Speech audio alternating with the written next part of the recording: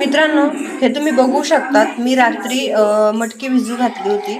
तर आता माझे हसबंड बोलतात की मला मिसळ खायची आहे. ठीक आहे, तर मी आता त्यांच्यासाठी ना मिसळच बनवत आहे. हे बघू शकतात तुम्ही, वाटण काढलेलं आहे. त्याच्यामध्ये मी टोमॅटो, कांदा आणि लसूण हे पेस्ट करून घेतलेले आहे त्याची मी.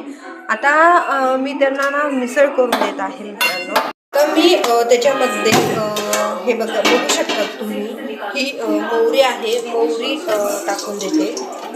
हे जिरे पण टाकते. ठीक आहे मित्रांनो, तर आपण त्याच्यामध्ये काही मसाले ॲड करणार आहोत मित्रांनो. तर ते कोणते मसाले आहेत ते पण सांगते मी तुम्हाला.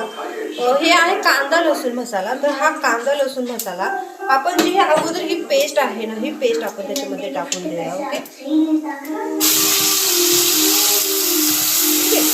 आपण आता त्याच्यामध्ये ही पेस्ट ॲड. तर मित्रांनो, आपली मिसळ रेडी आहे. ज्यांना कोणाला खायची असेल त्यांनी येऊन खावावे. ठीक आहे मित्रांनो, आता मला खूप काम पडलेलं आहे. आपण भेटू थोड्याच वेळात. ओके, शकतात तुम्ही, त्याच्यामध्ये मी हे पेस्ट ॲड केली मित्रांनो. आता मी त्याला मिक्स करून घेते अगोदर. ओके, हे झालं मिक्स आपलं. ठीक आहे मित्रांनो, किती छान तरी आलेली आहे याला. वाव, आता आपण ह्याच्यामध्ये हे जे फरसन आहे ना, हे फरसन खूप टेस्टी आहे मित्रांनो. तर आपण ह्याच्यामध्ये ना हे असं वरून वरून असं म्हणजे ॲड करून देऊया.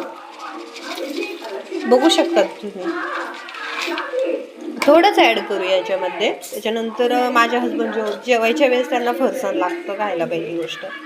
आता ही झाली आपली शेवभाजी. ही म्हणजे तुम्हाला वाटत असेल की ही थोडी वेगळ्याच पद्धतीची. हो, मी वेगळ्याच पद्धतीची ट्राय केलेली आहे. म्हणजे ही आहे मिसळ, त्याच्यामध्ये शेव पण आणि त्याच्यामध्ये मटकी पण. म्हणजे मी दोन्ही टाईपने केलेली आहे. एक मिसळ पाव पण याला बोलू शकतो आणि शेवभाजी पण याला बोलू शकतो मित्रांनो.